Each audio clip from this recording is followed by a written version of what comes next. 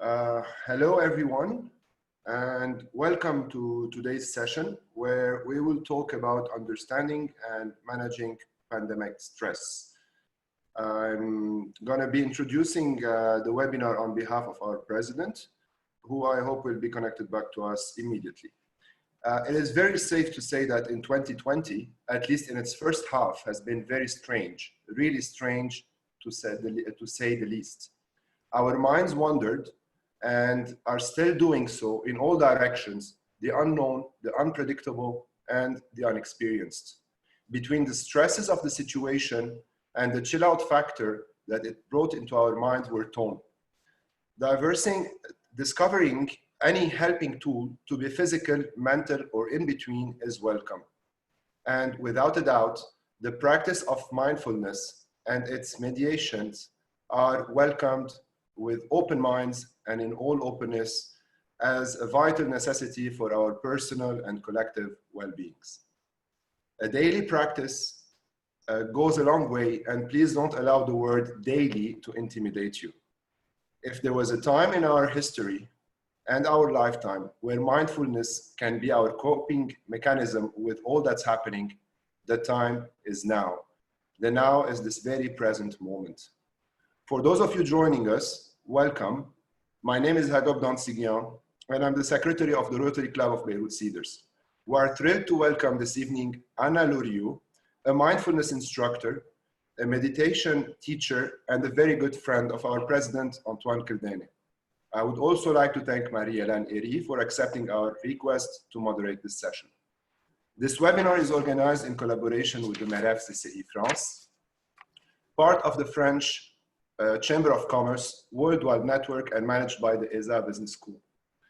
The activities of the MEREF aim to build, develop, and sustain prosperous French and Lebanese relationship by facilitating business connections, economic development, and knowledge sharing.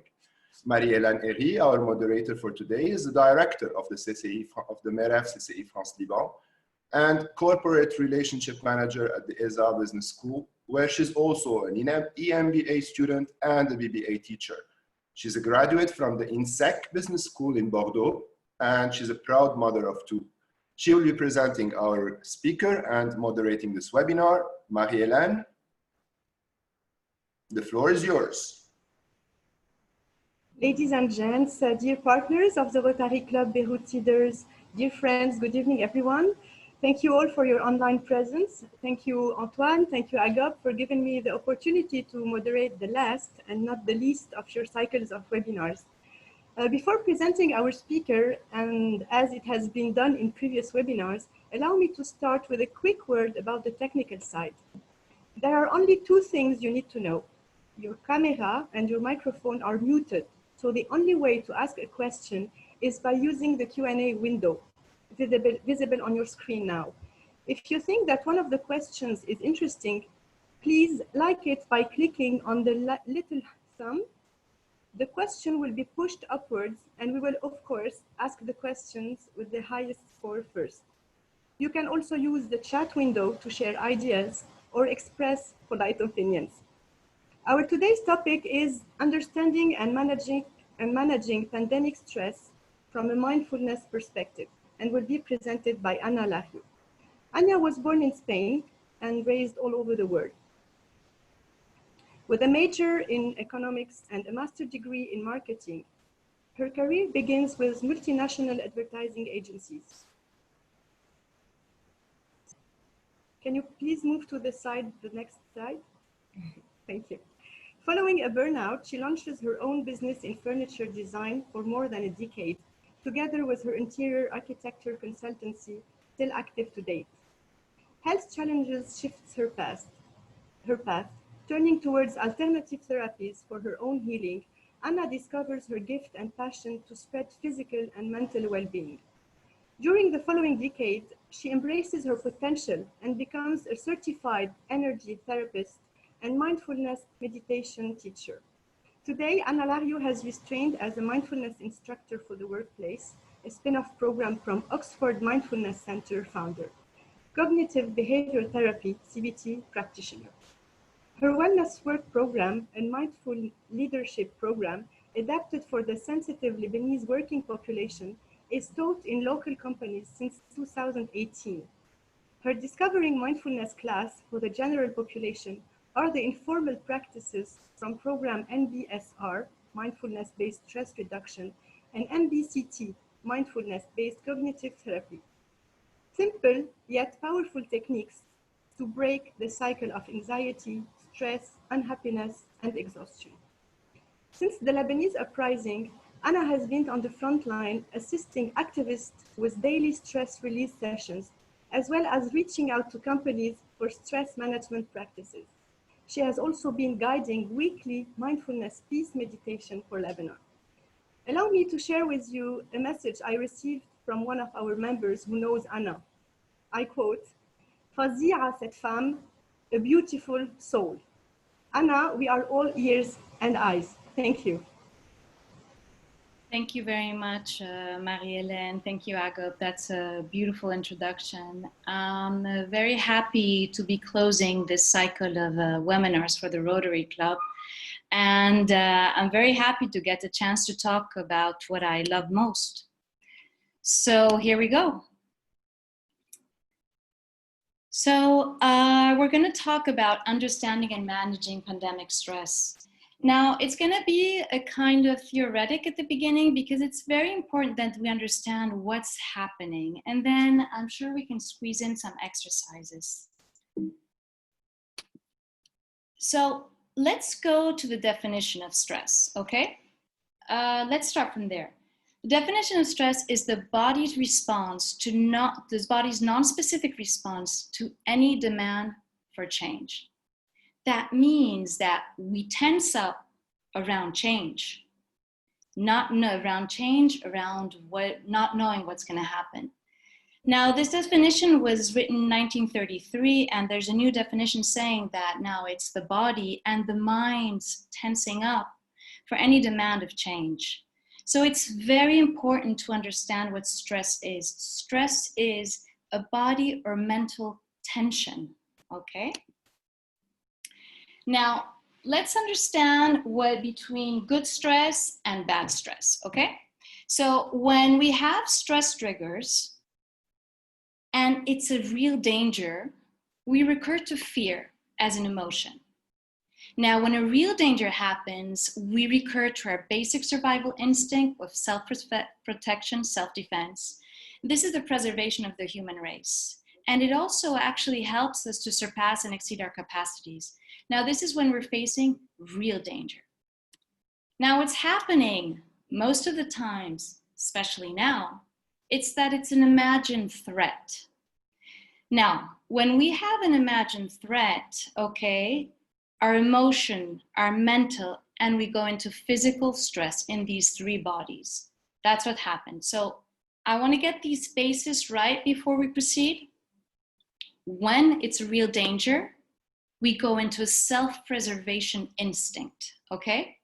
When it's an imagined threat, it kind of depletes the human body because it just gives us tension.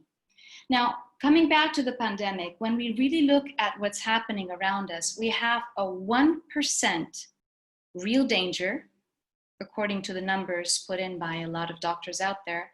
But then we have a 99% of imagined threat. Now, let's understand now the three stages of stress. First, what happens is we have the alarm, okay? The alarm is when we go into what we call the fight, flight, freeze mode, okay? I am sure some of you have heard of this. Now, when this happens, we tense up, and then there's a burst of energy in order to react, okay? Then we go into the second phase, which is the resistance. The resistance is the body's adaptation phase, okay? So this is when we kind of become control freaks, when we don't want change to happen. We resist change. What happens? Then we go into the exhaustion phase. We get more and more tired because the body can't sustain tension on the long term. Or we can go into acceptance. Acceptance is when we start to release. We start to accept the change and we release. Now, when we go into this cycle several times, we become more and more flexible. The objective is to stay open, okay, and very receptive to change. Now, the trick here is that the mind is wired in such a way that it can't tell the difference between a real or imagined threat. Yes, you read that correctly. What does this mean? This means that our minds are just wired to scan for threats. We're a surviving machine. The human body, the humans, as humans, we're a surviving machine. So anything we perceive as a threat is gonna be treated as such. What happens? When we're tensing up during a more and more lapse of time, we start depleting our resources. Now, a few examples just to go back when we treat threats as real, imagined threats, it's real, it's when you're dreaming. When you're dreaming and you have a nightmare, your body has exactly the same reaction as if it was real. You wake up, your body's sweating, you have palpitations, and maybe the dream is gonna linger on in your mind, you know, like for a couple of hours. That happens also with a scary movie. I mean, you watch a scary movie and you're gonna feel, okay, all of the emotions. Even when you watch a romantic movie, you're gonna be feeling all of it as if it were real. That's how our mind is wired. Now, let me go continue. So let me talk about the amygdala hijack. I'm sure some of you have heard of it. The amygdala, okay, is the brain center. It's placed in the reptilian brain and it's responsible for detecting any danger and threat around us. The amygdala is placed in the reptilian brain. The reptilian brain is our first primitive brain, 200,000 years old. The amygdala is here to keep us alive. So threat arrives, okay, and there's no more thinking. When the cavemen were supposed to survive and they had an attack from, I don't know, a dinosaur, you don't have to think. You have to fight, you have to hide, you have to act right away. So the blood is actually gonna go to your extremities, to your hands, to your feet. There's gonna be a high emotions, and we can't access the thinking brain. The higher cortex, okay, which is the prefrontal cortex, it's the thinking brain, it's very recent. It's 70,000 years old. It's very recent compared to the reptilian brain. When the amygdala is inactive, this is when we can access the thinking brain. We can access intuition, we can access creativity, only when we're calm and relaxed. Because again, you're not supposed to think when we're in danger. Now, the problem is that the more we use the amygdala, the more the amygdala is triggered because of false situations, the more it becomes active. Now, just to finalize the explanation of this, fear, okay? Physical automatic reaction. I'm attacked, I fight back, or I freeze, or I fly away. Fright, that's what they call. The other, then stress is the anticipation of fear, which it ignites inner and outer tension, okay? Fear ignites only the outer tension, so we can fight, or we can run, or we can freeze. Stress, fear is just response to imagined threat. Now, I love this comic. It says, it turns out it wasn't the asteroid that kills the dinosaurs. It was stress about the asteroids that killed them. And it's exactly that. The anticipation of death is worse than death itself, says Roman writer. It's exactly this. The anticipation of something, the possibility of something going wrong is worse than the thing going wrong itself. And we get trapped there. We definitely get trapped there because our reptilian brain. Why is this happening? Okay, you don't have a default. This is how we're wired. As human beings, there's something that we have, it's called a negativity bias. And this is so interesting. We need to counterbalance one negative event by 3 positive events, okay? And this is just the way it is. It's the way the brain works. It's how it's wired to keep us alive. So as humans, we're more impacted by negative events than by positive ones. They just stick more. They stick more in order for next time to happen, we're gonna know how to react. For example, after the 9/11 terror attacks, there were all these measures that were put afterwards, okay, in order to prevent a new one. That's exactly that. It's a negativity bias. We're watching out for everything that could possibly go wrong. Now, in the times we're living now, we are bombarded by a lot of negativity, and it's kind of taking over. That's what's happening. And as when before we needed like 3 positive events to counteract 1 negative, now we need more. Now, before I go into practical techniques about how to deal with the pandemic stress, it's important that we understand what's happening right now. We have to understand the baseline of our stress. We have to understand the baseline, where we're coming from. And there are 2 very important factors that are the cause of our stress. First of all, it's the multitasking, what I call the frantic multitasking. Multitasking has actually altered our mind. And when we altered our mind, we're not thinking clearly anymore. We have habituated, we have created a habit in our mind to rush from one thing to another. This means we're living in a constant to-do list. Our life has just become a constant to-do list. The problem with that is that we're just locked into that habit, okay? We do this, and then we do another thing, and then I have to do another thing. So what happens? When you rush to do errands or you rush to do the dishes in order to sit down and be able to have a cup of coffee, your mind is not going to be able to sit. You haven't created that habit. You're not going to be able to sit and just have a cup of coffee.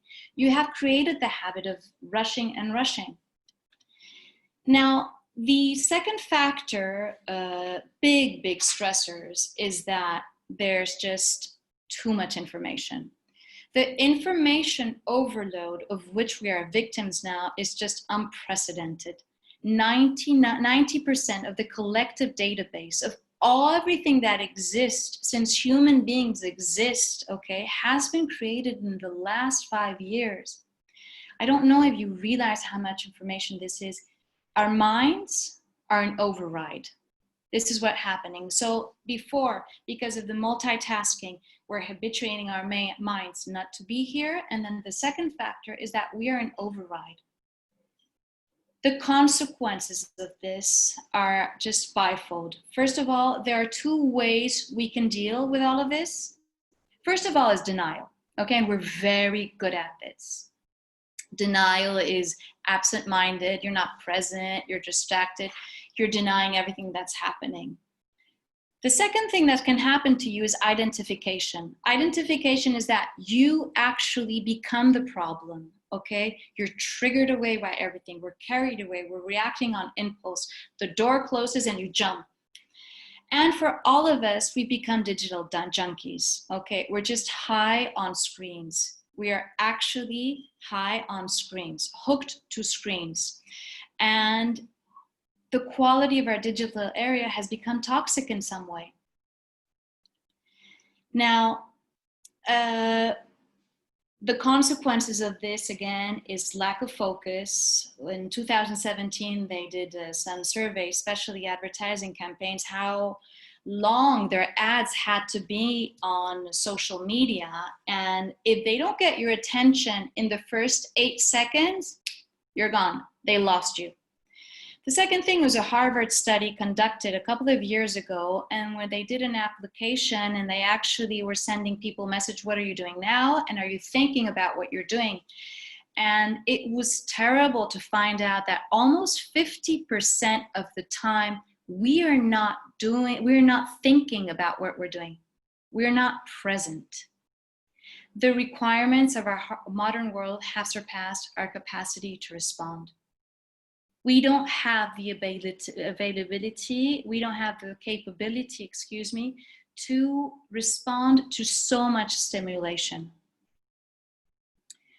Now, because I work with companies, these are the numbers that I have, and this is the only slide throwing numbers at you, don't worry, but this is important. Just to give you a few figures, in the United States, 62%, okay, say their job is a source of stress. In Britain, almost 20% say their job is a source of stress, and 30% of all work sickness, absence are due to stress. In France, 41% of workers feel stressed.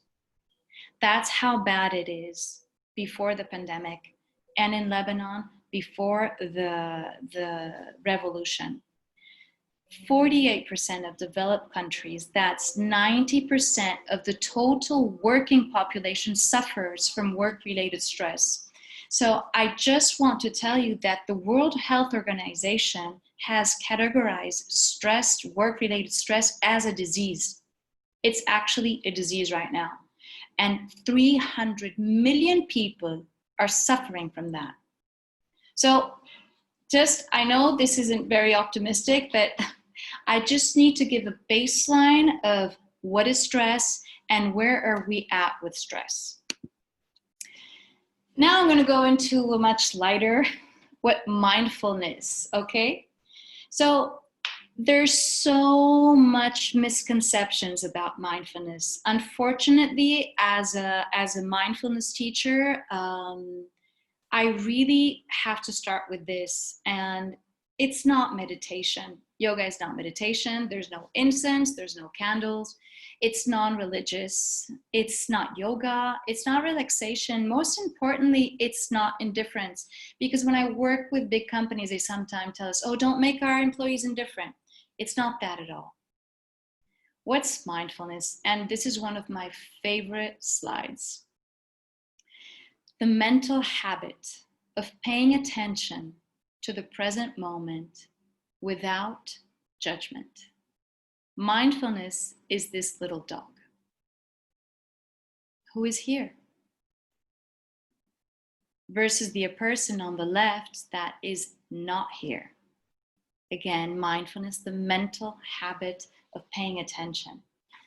Mindfulness is the art of being present. Especially important now with this multitasking and information world. Mindfulness is finding a space or finding the silence in between the noise of our busy world. Mindfulness is a reconnection first. So it's a reconnection with yourself. With mindfulness, we're going to work with three things: our mind, our emotions, and our body. So we reconnect with that in order to know what's happening. Mindfulness is the basis of emotional intelligence. You've definitely heard of that. It's very fashionable now. Emotional intelligence is nothing more than what Socrates said, know thyself. So, know thyself, second part of emotional intelligence, manage thyself. And then we extrapolate, know others, and manage others. So mindfulness is first of all a reconnection with yourself, in the sense knowing exactly what is happening with you. And when we develop that knowledge of what's happening with us, we know how to help others. The example for this is when we're stuck in traffic, okay, or when you're in public transportation. You can be stuck in your mind, swearing at everybody, or you can be present to what's around you without judging. When you're in the shower, it's the same thing. The shower is a moment where we're just stuck in our mind and we don't know what's happening. There's no connection with the water, with you cleaning your body. So mindfulness is a way for us to stop, see, and choose. Now, mindfulness is a science. It was actually developed in 1979, and I'm going to go very quickly through this. It's based on neuroscience, and it was originally developed for chronic pain and chronic illness. So mindfulness is about creating a habit. It's the mental habit of paying attention. So it's brain training. It's working out the brain. Okay, like we work out the body, we can work out the brain. And there's so many studies out there that by working out our brain, we can change the rewiring of the brain, okay? Now, I'm very lucky to be working with Oxford University, and they have done thousands of studies, and as well as Harvard University. Both of them have mindfulness centers now, and they have done so many studies in order to see the stress levels before and after mindfulness, and the results are just overwhelming. Now we can really say that it's really, they've actually measured that after a program of 6 to 8 weeks, the brain structure changes. Why is that? Neuroplasticity, the capacity of our brain to create new neurological pathways. Now, this is new. We didn't know this before, okay? We just trusted monks, I would say. So the thing is that what we practice, we become. What we train our mind to do, it will do on its own, integrating the subconscious of our mind. We're constantly wiring and rewiring our brains, okay? We're creating patterns, we're creating them again and again. So again, like I told you, if you teach your mind to rush through things, you're just gonna keep on rushing. If you teach your mind to pause, that will slowly be integrated and we can learn how to pause. Now, mindfulness tools, okay, like I told you, we use our mind in order to know what are our thoughts. We use our body to access our experience, our sensations, and we use our emotions because they tend to govern us. So we want to know what's happening there. Very quickly, organizations applying mindfulness, okay, so all the big high techs are here. They kind of understood that it's a win-win situation for them to use mindfulness programs. Google, Apple, Twitter, whatever. You also have a lot of military because it's really working amazingly to reduce stress. And it is one of the first techniques that it's used with veterans, World War veterans. We also have a lot of educational institutions. The World Health Organization also is doing this. Now, dealing with pandemic stress. So we're gonna first do our first poll question. Yes, thank you, everyone. So on a scale from 0 to 4, please, if you would like to describe your stress level now, I would love it if the attendees could help us answer the poll. It's coming up. 15 seconds to go. Answers are still coming in. They're coming in. 5 more seconds. 3, 2, 1, and here are the results. Okay. Now it's very interesting. Now, just keep this up for 1 second, Agop. Now, what I want you to do is to kind of remember how your stress level is, because you want to know where you're at, and we're actually gonna work with this, okay? And it's very interesting to know that moderate 41% and high 17%, yeah. Thank you. So let's move on. Now, moving on to strategies. Before we move on to strategies, I have to say that the pandemic has thrown us into complete chaos. Any stress level you're going through is normal, okay? And it's very important to know this. Feeling is the beginning of healing. We say that very often. When we deny and push away what's happening, it kind of gets worse, okay?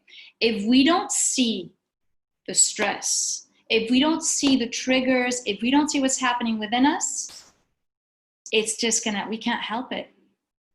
The first strategy is recognizing what's happening, okay? It doesn't mean you have to be pessimistic. It's just recognizing. And like we say in mindfulness, there's no judging. We have to notice and name the symptoms, okay? We have to notice where we're at. It's very important. This is really the starting point. Now, like I said before, when we want to notice, we're going to go into several fields, okay? Our mental body. We're going to check their physical body and our emotional body. Now, it's very important to know that what this pandemic is doing is heightening our emotions. We're everywhere, okay?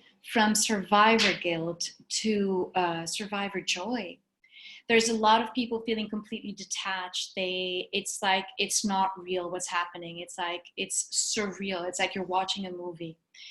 There are a lot of people are feeling disoriented. They don't know what to cling on, and they're not giving us a lot of solutions. So we're really disoriented, feeling out of control. There's some people that are having a strong identification with the victims, and there's a lot of numbing. There's a lot of numbing going on. And I really want to talk about this one for a second. I could talk about this actually for hours because I am an expert in all of these.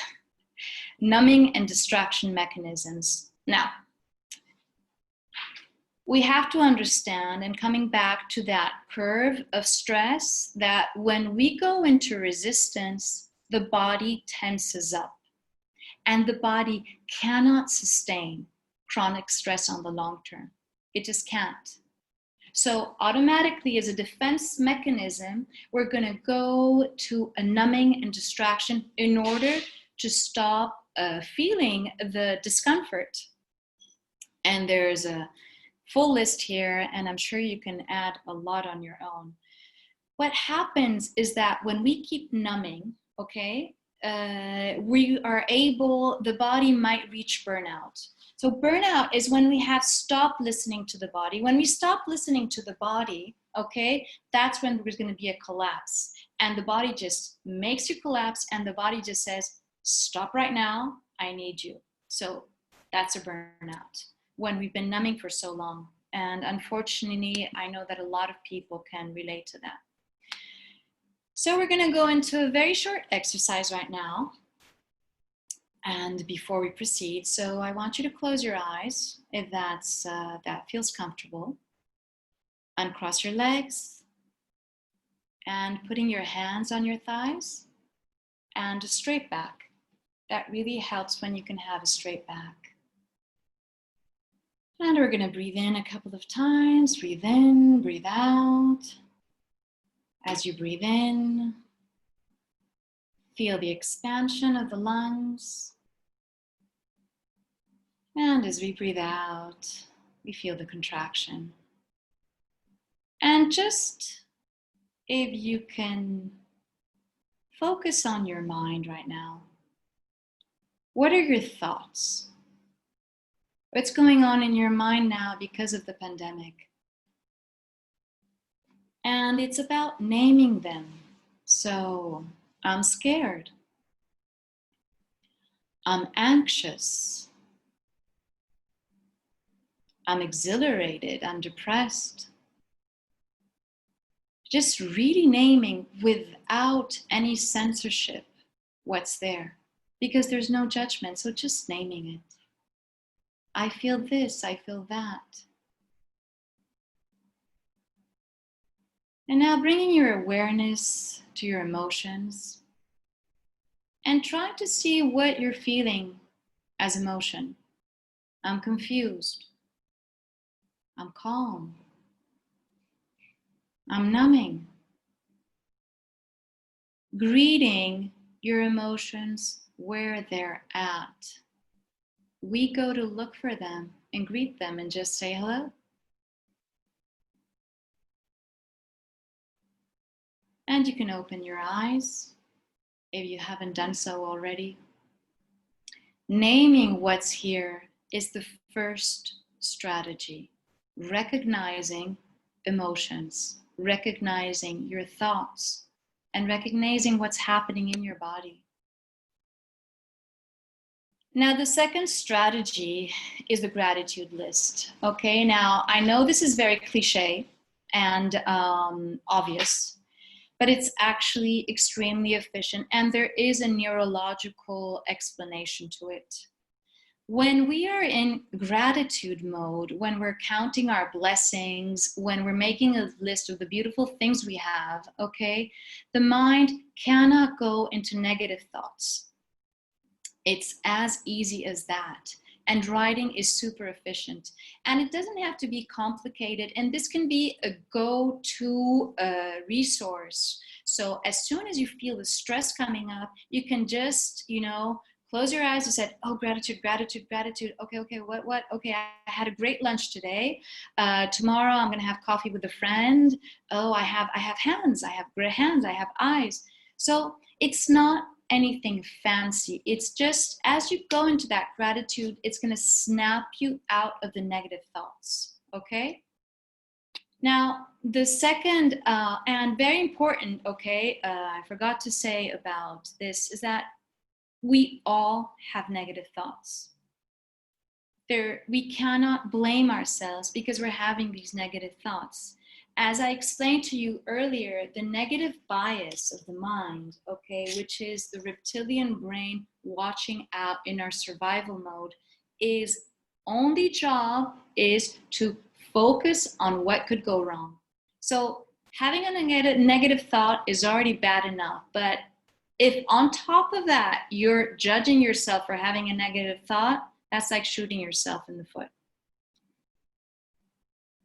Now, the previous one, writing a list, is something we do for ourselves. The third strategy is something we do with others, okay? It's a practice we do with others. It's creating a habit.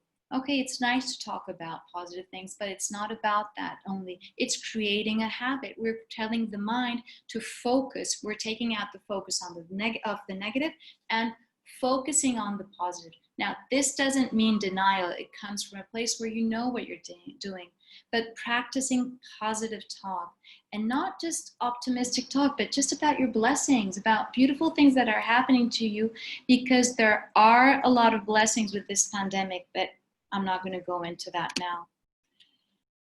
The fourth strategy. Now, stress, okay, which is basically happening because of our thoughts, are causing us a lot of tension. So we want to get out of the mind and into the body. Thoughts and thoughts is actually thoughts are felt in the body. Emotions are felt in the body. There's a wiring of all our nervous system, an electrical wiring from our brain to the rest of our body. That's how we feel. So anything we think or anything we feel could actually be felt in the body. When we do this, when we establish a dialogue with the body, again, it just clicks us out of the worry, anxious mode. So I think we have time. We do. We're going to go into another small exercise, okay? So closing your eyes again and feeling the floor, uncrossing your legs, feeling the floor. So feeling, pushing the floor with your feet. Feeling, putting your hands on top of your thighs. Feeling your hands on the thighs, and again, straight back. And we inhale, and a nice exhale. Now let's go back to what you were thinking or what emotion you had from the previous exercise. And doing a quick scan of your body from head to toe, Where are you feeling that sadness? Where are you feeling the anxiety? Where are you feeling the feeling good?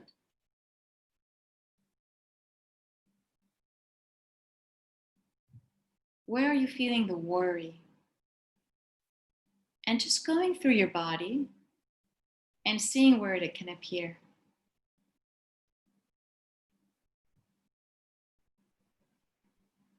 Now you can open your eyes if you haven't done so already. Our body is our inner radar, okay? When we know, our body knows before we do when something's wrong. But we're into such numbing mechanisms that we kind of disconnect it from the body. So this exercise is about coming back to the body. Now we're going to move into the next one, which is coming back to your senses. Now this is a beautiful, beautiful exercise, one of my favorites. Now let me explain this otherwise with an example. When we're stuck in traffic, or when you're in public transportation and you're stuck in traffic, your mind is going wild, okay? And blaming yourself, why didn't I take the bus before? Why didn't I do this before? I should have taken another road, da-da-da-da-da-da. And your mind is actually making the situation worse. You're adding stress and tension to the body and to the mind. So one of the best ways to snap out of that is just to focus on your senses, on our 5 senses. So next time you're in the car, next time you're stuck somewhere, see, look around you, and literally find 5 things that are interesting to see. Look out for sounds, 2, 3 sounds that might be interesting. Or look for things you might touch, or things that you could eat, or things that you could smell. Coming back to the senses. You can do this while you're eating, and this is a beautiful exercise. Because most of the time, we don't know what we're putting into our mouths. When we're showering, again, focus on where you are, what you're doing. Now, another quick exercise, and I'm going to go through this one a bit quickly. It's taking your palm, opening your palm, and also this works in traffic very well, and taking your other hand and kind of going through the hand like this, very slowly. And while we're doing this, we're going to integrate the breath. So try it with me, so like that you get a sense of the exercise. So we go up, I breathe in. I breathe out. I breathe in. I breathe out. I breathe in. I breathe out. I breathe in and out.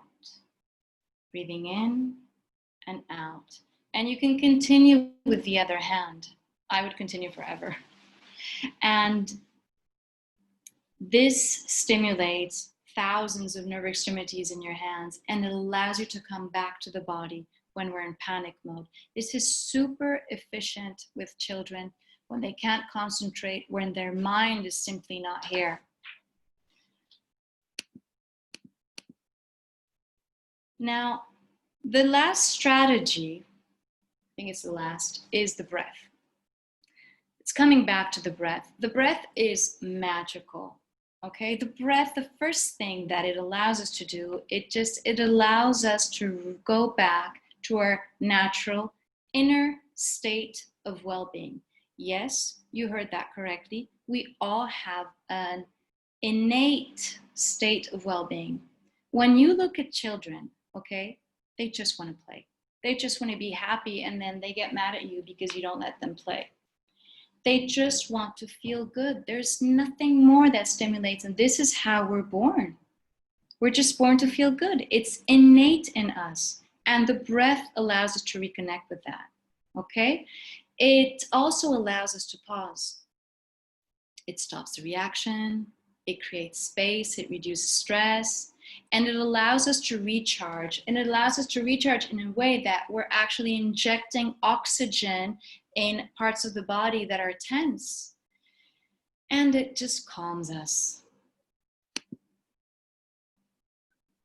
Now, rewiring the mind is just about practice. There's nothing more. Practicing mindfulness, what we practice, we become with neuroscience.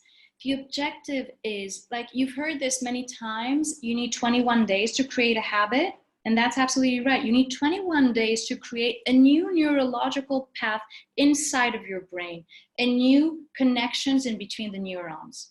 Now you need 21 days. You created that habit, okay? By doing it every day. But in order to reinforce that habit and allow that wiring to integrate the subconscious mind so it can run automatically, we have to practice. We have to practice again and again, and it's ongoing practice, even for practitioners like me. And sometimes I can practice like a Zen master, and sometimes I'll practice like a mad woman, but it's still practice. Now, the thing is that if I have to be honest, my presentation could have ended in the previous slide, and but there's something going on more. The levels of stress that people are going under this pandemic, it's just horrific. And the few slides I'm going to share now are really a personal perspective, though a lot of sociologists talk about this. And let's go. We have to understand, okay, in the last 100 years, like since the end of World War II, it's been 75 years, 2 generations. It's been considered the best century of all times. Yes, and you can Google this, I'm not making this up. We are healthier, we are richer, we have bigger, better homes. We're actually at much less risk of accidents, catastrophic wars, famines, and we live with more freedom and equality. The economical growth and technological progress has raised life standards in all continents. Our material well-being has never been better. Now, that stability, okay, has become our inner stability, and it's built in most cases around material possessions, okay? We've had a false sense of certainty because of all this incredible progress that's happened in the last 100 years. Now, this leads to a crisis of values. I mean, we are the first generation or the second generation since humans are on Earth that have moved from spiritual faith to scientific faith, okay?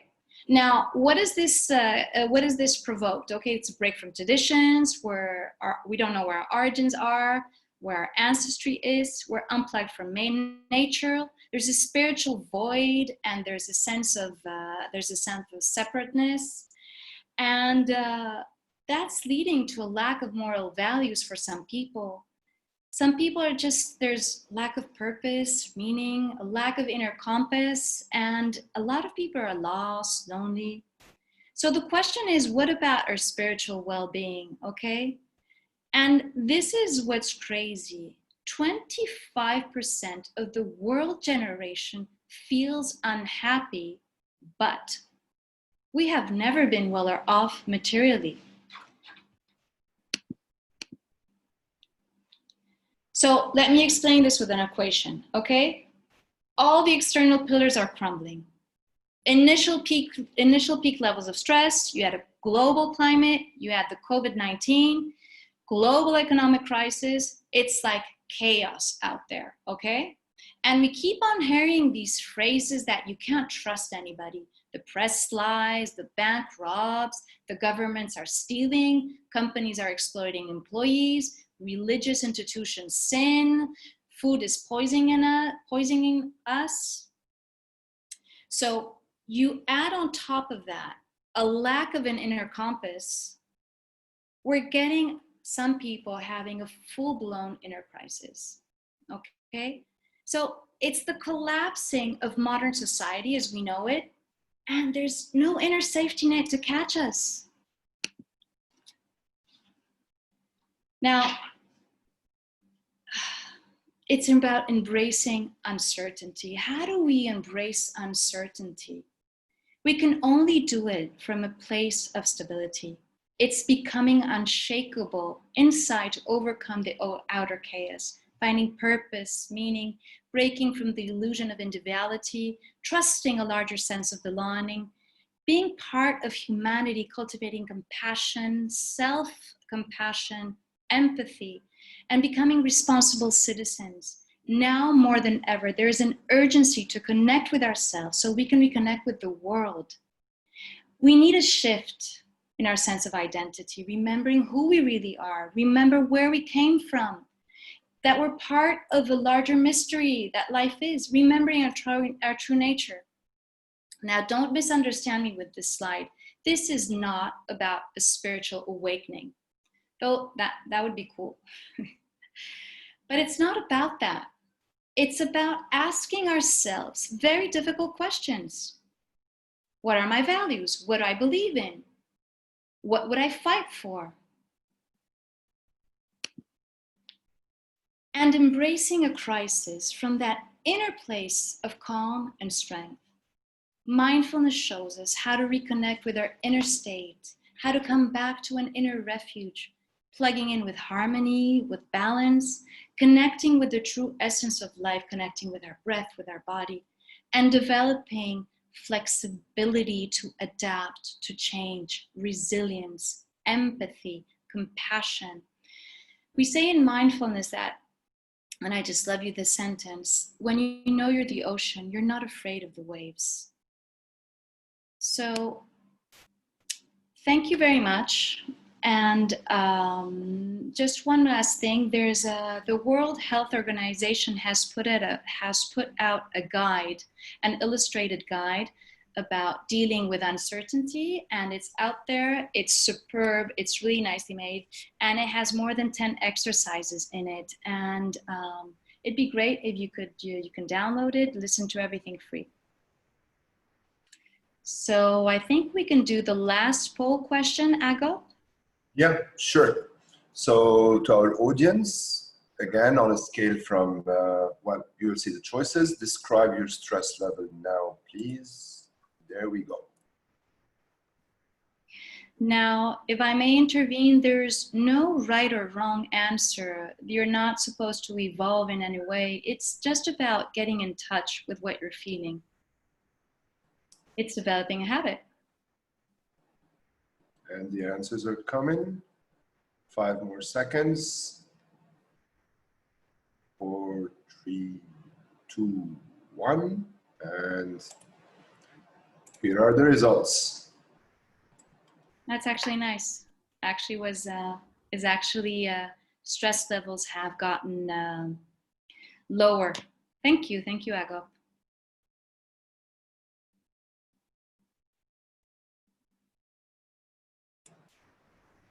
I think we're ready for Q&A at this point.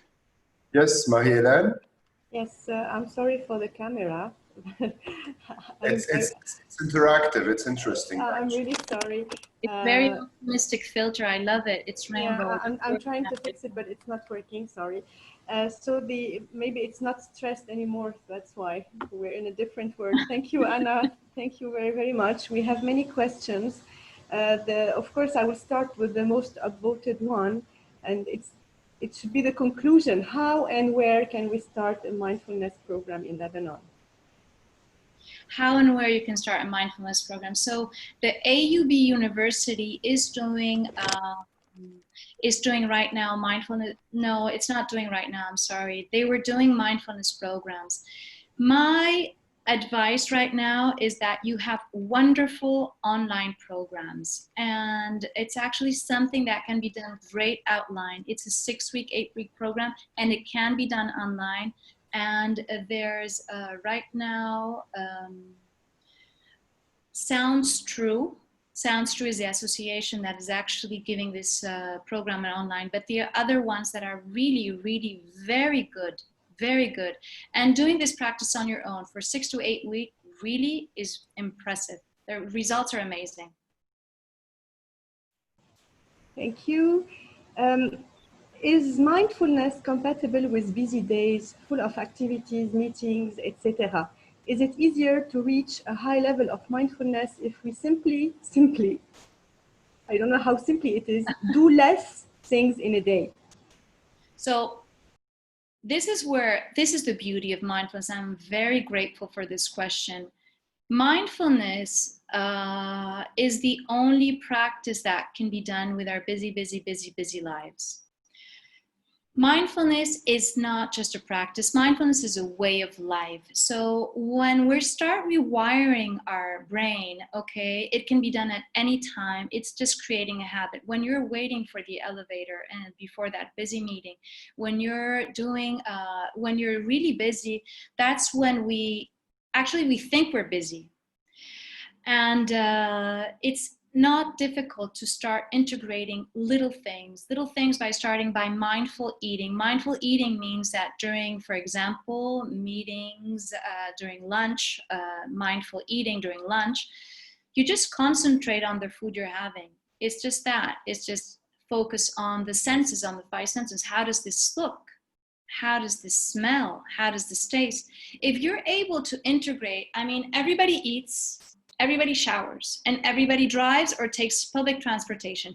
If you're able to integrate mindfulness into just these 3 moments, when you're showering, just connecting with the shower, I'm showering, I'm feeling the water feels cold, or when you're just simply in the eating and really sensing what you're eating with your 5 senses, that's huge. And everybody can do this. And when you're in the car, finding 5 things to see, 4 things to that you could touch. Obviously, you're not going to get out of the car and touch, or things that you could hear that are differently. Everybody can do it. That's why mindfulness is actually extremely efficient. It's taught in the top companies because they understood that it works, and it works for people that are super busy. Thank you, Anna. We had several questions about the specific case of Lebanon. Since the pandemic is one of the crises, unfortunately, among a myriad of other social, economic, financial, etc. So the question is basically, are all stresses similar in nature? And can we follow the same approach to distressing for all the crises we have as those? Absolutely. Thank you. Beautiful question again. Stress, the reaction of our body, the reaction of our mind vis-a-vis stress is exactly the same. Actually, you're going to have the same neck pain or the same lower back pain during the revolution or during the economic stability that we're going to have to go through. And as if you're going to go, as if something else happened personally, as any other trauma. It happens on the same level. It's about knowing how to stop resisting change and allowing the body to adapt to change. So the most important thing is really to understand what's happening within me. You deal with stress in the same way. So I want to know what's happening within me. This situation is happening right now in Lebanon. How do I feel? How is my body reacting?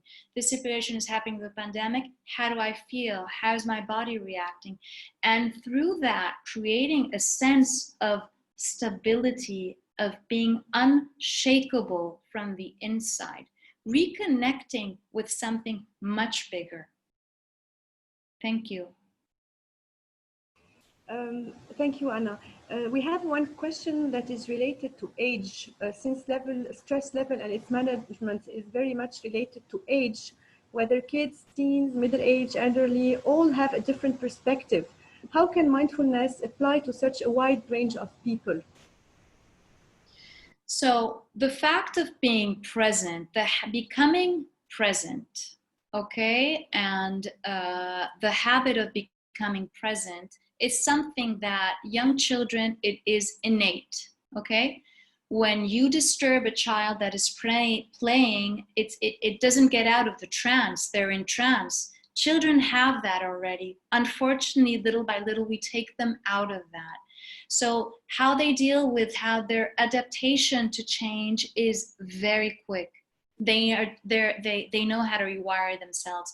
When us, the generation, the working generation, have to adapt to change, it becomes more difficult. We have more tense up. The way that everybody, even the elderly, to adapt to change is just recognizing that it's something that is passing. It's also very important to understand that we think that stress builds up, because it does when we don't acknowledge it and when we don't release it. So with age, there's been a numbing mechanism, okay? We keep on numbing and numbing and numbing. So we come to a point where our reactivity level is so high, or the denial level is so high, that there's more work to do, obviously, but we treat it in the same way. In mindfulness, we say that we build our future from our present. So it's about being in the present moment. When learning our mind how to be here, when we start stressing about the past, or we have a sadness or resentment about the past, that's going to affect our present. And we start projecting ourselves in the future, we're not living the moment. If we're able to create per day one stable moment, one happy moment, okay, we can just stem from there and just, like, okay, I had this good moment today, and just focus on that and stem from there. Thank you. Talking about living the moment, we have a question about what is the difference between mindfulness and meditation? So it's a very big difference, and it's a lot of misunderstanding. Meditation is one of the tools of mindfulness. Mindfulness can be done through your whole entire life, since you wake up till you go to bed. You can be mindful about, you can be present. Another way of calming your mind and knowing how to be present is through meditation. So meditation is a mindfulness tool, though it's not only that, and it cannot be reduced to that. Thank you, Anna. We also have a question with the link between mindfulness and diseases, big diseases. Does mindfulness, is mindfulness a way to heal from big diseases like fibromyalgia, cancer, or whatever those big diseases This is medicines? This is a very important question. Now, I'm going to just go back a little bit in time. When Jon Kabat-Zinn created the stress reduction clinic, Jon Kabat-Zinn invented mindfulness. He's a scientist, doctor, and he started doing with the patients, he was dealing with chronic illness patients and with chronic pain. When he started working with them, he realized that they were stressing more about the disease. They were suffering more from the stress of the disease than from the disease itself. Okay, this is like the little image that I show you of the dinosaur death. The anticipation of death is worse than death itself. And this is what happens with absolutely any chronic illness. It's how we live it. So when he started developing, and it took him about 10 years to develop the mindfulness programs, and using it with the patients, the doctors would come to him and saying, listen, this person still has chronic or still has cancer and is at a terminal phase, but the way of dealing with the illness is completely fabulous. So that's the difference. It's recognizing the illness and living with the illness from a different point. And this is also used for chronic pain in the same way. We're more afraid of having pain than just going through the pain or exploring the pain. When I tell people sometimes in meditation classes to explore the pain, people go like, oh, what? Explore the pain?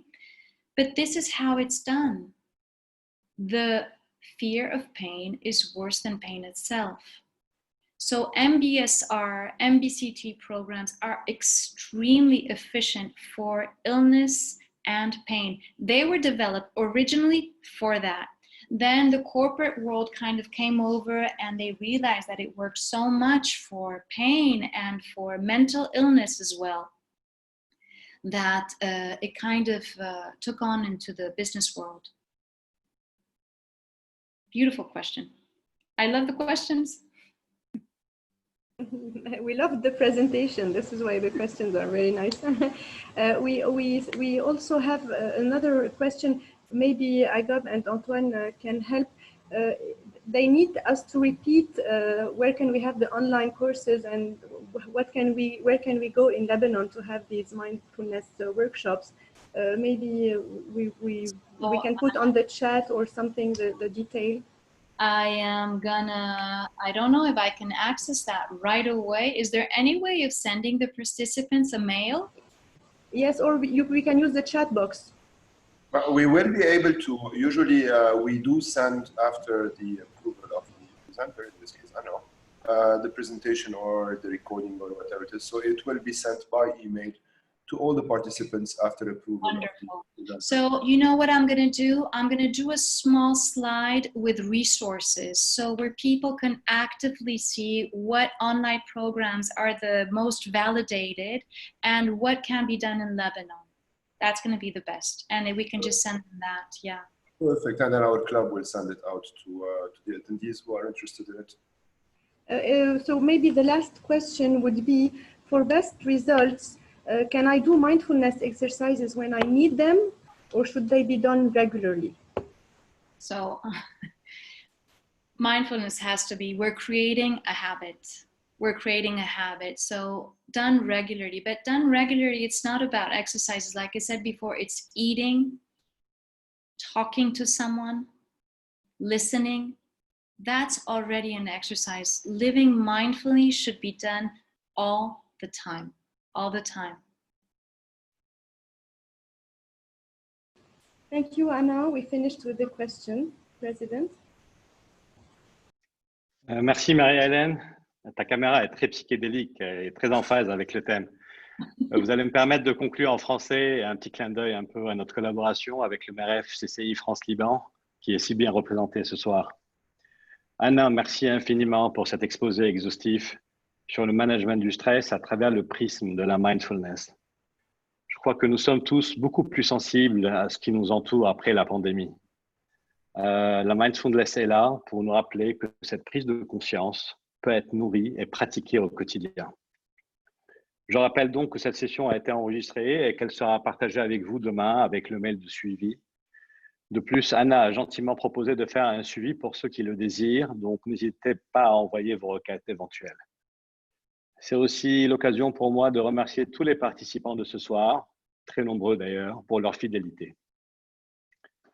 Avec cette session, nous sommes en train de clôturer un cycle de webinaires qui est riche et varié, avec des intervenants de qualité, comme Karim El-Jusser, Jean Riéché, Samir Sahil, Marc Tourbé, Hadi Kahale, Karim Daher, Walid Malouf, Jean-Pascal Van Ypersel et Anna, bien sûr. Le succès de ces webinaires, quelque part, on le doit au comité administratif du club, qui est composé de Jean-François Parmentier, d'Agop Danziguian, bien sûr, de Jean-Marc Abaïmé et de Hanadi Kherma. Hanadi, tu fais un travail magnifique. Merci à tous et bravo. D'emblée, je vous rassure, nous reprendrons ce cycle bientôt avec notre prochain président, Agop Danziguian, dans un esprit de continuité et en mettant la barre toujours plus haut au service de notre communauté. Cette barre, je n'ai aucun doute qu'Agop la placera bien plus haut. Et il sait très bien qu'il peut compter sur tous les membres du Rotary Club Beirut Cedar, moi en premier, pour l'aider dans sa mission. Agop, good luck mon ami, je serai toujours là pour toi. Merci à tous et à toutes et à très bientôt. À la prochaine. Merci Anna, merci Hélène, merci Marie-Hélène. Bye bye. Bye.